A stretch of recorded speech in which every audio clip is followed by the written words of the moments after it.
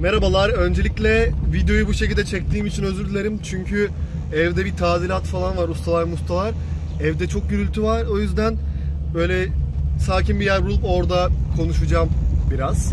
Ve ayrıca Türkçe çekmeye karar vermemin sebebi de rahat şöyle güzel bir ne düşündüğümü falan anlatayım istedim. Bir de neden olmasın yani, değil mi? Bir sürü Türk takipçim var. Önce bir Avusturya ile başlayacağım. Şurada dursam mı şurada? Burası çok mu güneş? Valla Avusturya'nın şarkısını ben başından beri destekliyorum. Cesar Sampson'ın sesi çok güzel. Ama bu kadar iyi bir sahne performansı sergileyeceğini gerçekten tahmin etmiyordum. Bayıldım. Gerçekten tebrik ediyorum. Hak ederek çıktı yarı finale. Şarkıyı nefis icra etti. Tebrik ediyorum. Arnavutluğa geçelim. Arnavutluğa gelecek olursak arkamda da araba. Ne? Eurovision'u yorumluyorum burada. Biraz saygı. Özellikle Arnavutluk bayağı beni gururlandırdı. Hiç beklemiyordum Arnavutluğun çıkacağını. Şarkıyı öyle çok sevmiyorum, aşk yaşamıyorum şarkıyla. Fena değil, okey, ama ses, performans efsaneydi, mükemmeldi. Adamın sesi neredeyse Elina Neçayeva ile Estonya'nın yarışmacısıyla aynı seviyedeydi yani. O yüzden tebrik ediyorum, bayağı iyiydi. Hak etti yani, performans açısından finalde olmayı hak etti. Azerbaycan'ın şarkısı en başından beri hoşuma gitmeyen bir şarkı.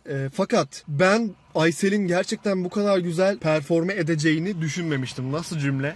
Performe etmek. Her neyse, bu kadar güzel icra edeceğini gerçekten düşünmemiştim. Bayağı efor harcamışlar sahne için, performans için. Çok güzeldi. Dekorasyon, her şey çok güzeldi. Şarkının kendisi dışında. Bu eforu, bu parayı, bu gayreti daha güzel bir şarkı seçmek için harcasalardı daha iyi olurdu diye düşünüyorum. Azerbaycan, o yüzden çok fazla üzülmedim. İlk kez finale geçemediler sanırım. Olur böyle şeyler. Yunanistan. Şimdi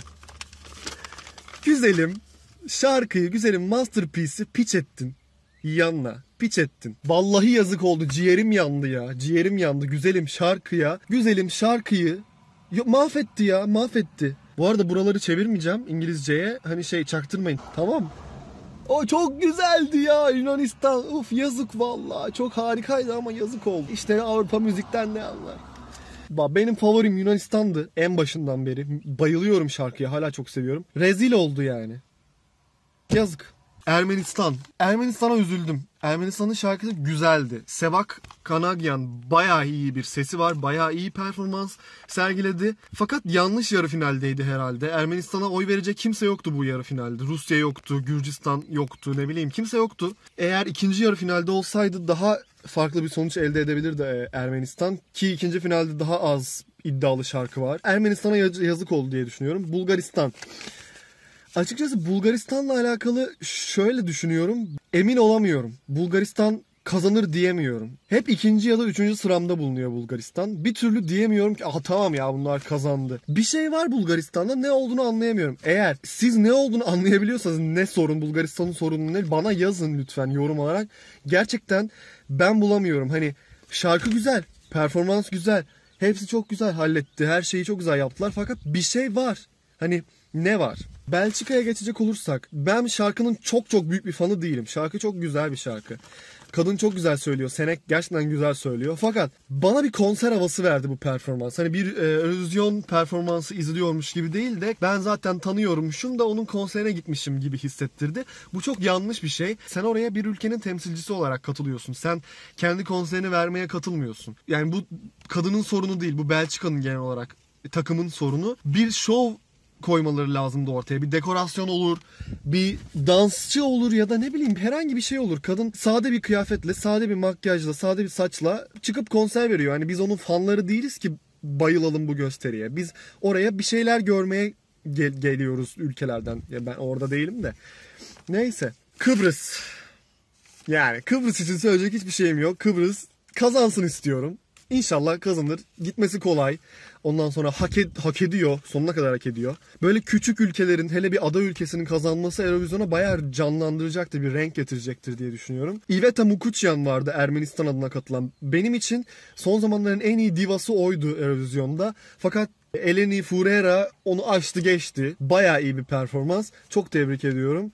Sonuna kadar hak etti. Çek Cumhuriyeti. Çek Cumhuriyeti ile alakalı söyleyecek bir şeyim yok. Yani şarkının çok büyük bir fanı değilim ama performans güzeldi. Mikolas Joseph bana son zamanlarda bayağı tatlı gelmeye başladı, yani sempatik gelmeye başladı. İlk başta öyle düşünmüyordum onun hakkında. Fakat sonraları gerçekten biraz değişti ona karşı görüşüm. Başarılar yani, ben öyle çok büyük bir başarı elde edeceğini düşünmüyorum açıkçası ama tabii yerlerde de sürünmeyecektir. Litvanya. Ya ben Litvanya'ya çok sevindim. Gerçekten performans için beklentilerim çok düşüktü. Hani böyle çiş molası ya da işte mutfağa gidip bir şeyler alma molası olarak görmüştüm Litvanya'nın performansını izlemeden önce. Fakat gerçekten gözümü kırpmadan izledim. Çok güzeldi. Sesi çok güzel. Sıfır detone, sıfır ses hatası, hiç hatası olmadan pırıl pırıl söyledi. Çok tebrik ediyorum. Vallahi hak etti o da yarı finalde olmayı, finalde olmayı.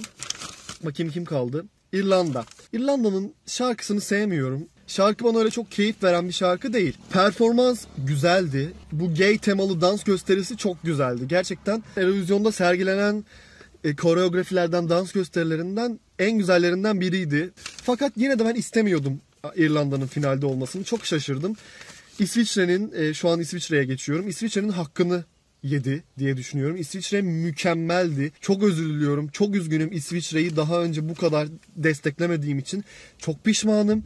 Mükemmeldi. Seyirciyle interaksiyon olsun, ellerine meşale alıp yakmaları olsun. Efsaneydi. Hani profesyonel bir rock pop grubunun performansını dinliyorduk. Halbuki çok amatör yeni bir grup yani. Çok başarılıydı. Çok yazık oldu. Gerçekten çok üzülüyorum. Günah. Günah ya. İsviçre'nin finalde olmaması günah. Utanır yani. Utanın Avrupa. Kim kaldı bakayım? İzlanda. Yani İzlanda için söyleyecek bir şey yok açıkçası. Yani 2000'lerin başında yaşamıyoruz.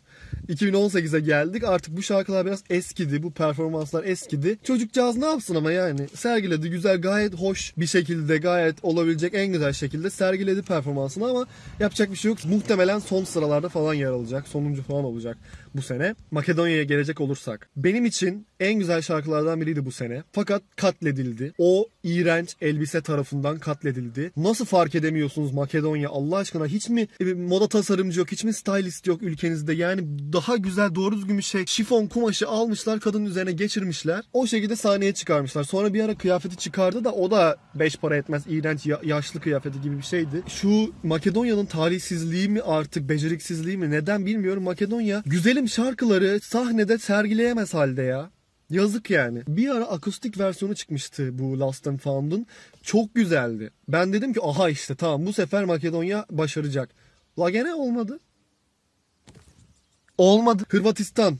Ya Hırvatistan'a da çok üzüldüm ben. Yani mesela Finlandiya yerine Hırvatistan finalde olabilirdi benim için. Mükemmel bir performanstı. Franka'nın gerçekten kadının bu kadar güzel performe edeceğini, icra edeceğini düşünmüyordum. Helal olsun, gerçekten helal olsun. Hakkı yendi diye düşünüyorum. Mükemmel bir sesi var, inanılmaz bir sesi var. Hiç sıfır kusurla, hatayla söyledi. Ben müzik eksperi değilim ama kulağıma o şekilde geldi. Gerçekten üzüldüm. Keşke her şey farklı olsaydı. İsrail, valla İsrail hoştu, güzeldi, bir sorun yoktu falan ama ilginçliği kayboldu sanki değil mi biraz? Hani böyle o Netta bir fenomen olarak Netta'nın balonu söndü gibi geldi bana azıcık. Böyle ilk başta acayip heyecanlanıyorduk. Ben heyecanlanmıştım acaba nasıl sergilenecek falan diye ama sonra o kadar çok gördük ki Netta'yı, o kadar çok videoları yayınlandı ki Eurovision kanalında her gün videosu yayınlanmaya başladı falan. Sıktı yani, hani bir ilginçliğini kaybetti, bir volümü düştü. O yüzden yani söyleyecek bir şey, kötü bir şey söylemek istemiyorum aslında. Hani bir heyecan kalmadı sadece. Yoksa performans çok güzeldi. Burayı da çevirmeyeceğim, ona göre çaktırmayın.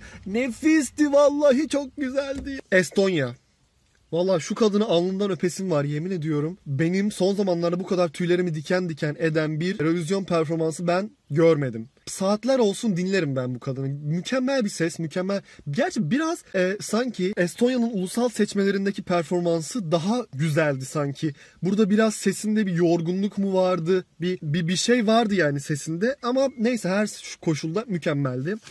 Bakayım kim kaldı geriye? Belarus kaldı. Valla Alexiev'in elleri titriyordu heyecandan. Küçük çocukları çıkartıyorlar ülkeyi, koskoca ülkeyi temsil etsin diye. Ne yapacaklarını şaşırıyorlar. Çocukcağız tir tir titriyordu heyecandan. Veremedi hiç. Ne duygu verebildi ne tutku verebildi. Hiçbir şey veremedi. Yazık oldu şarkıya. Hani yarı finalde kalması şaşırtıcı değil. Junior Eurovision var. Orada yarışsınlar. Gayet güzel. Buraya 20 üstü, 25 üstü insanlar gelsin. 17-18 yaşında kişileri çıkarmasınlar yani. Yazık oluyor. Finlandiya. Ya Finlandiya'nın şarkısından ne anlıyor bu Avrupa gerçekten bilmiyorum. Ben hiç sevmiyorum Finlandiya'nın şarkısını. Bunun nesini sevdiniz? Europe. Nesini sevdiniz Allah aşkına? Gıcık oluyorum şarkıya ya. Gerçekten gıcık oluyorum. Hani Sara Alton'un çok güzel şarkıları var. Albümünü dinledim. Yeni albümü çıktı. Gerçekten güzel şarkıları var içinde. Seçe seçe onların arasından Monsters'ı seçmişler. Hani anlamıyorum neden. Şarkı benim için gerçekten kötü bir şarkı. Ki ben cheesy pop seven bir insanım. Performans güzeldi. Performansta bir sıkıntı yoktu. Gerçekten güzel efor harcamış. O konuda bir sıkıntı yok ama şarkıyı hiç sevmiyorum. İsviçre'nin ya da Ermenistan'ın hakkını yediğini düşünüyorum şarkının. Bu kadar. Sanıyorum bütün ülkeleri bitirdim. Bakıyorum listeme kalmamış bir şey. Evet. Bu kadar yani. Şimdi ben yoluma devam edeceğim. Umarım bu videonun editini falan yetiştirebilirim bu akşama. Kusura bakmayın tekrardan. Bu arada ortam da çok güzel. Şöyle bir bakın etrafa. Ben köyde yaşıyorum. İzmir'in bir köyünde. Çok memnunum burada yaşamaktan. Biraz internet sıkıntılı ama onun dışında bir şey yok. Umarım yetiştirebilirim bu videoyu. Bu akşam ikinci yarı finalde görüşmek üzere. Kendinize iyi bakın.